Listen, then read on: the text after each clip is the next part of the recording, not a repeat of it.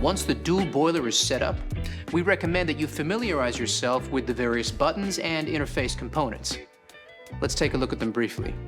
The power on-off button. The espresso pressure gauge, which monitors the espresso extraction pressure. The menu button. 1 cup, 2 cup, and manual extraction buttons. And finally, your steam and hot water dials. You can also adjust a range of programmable functions on your machine.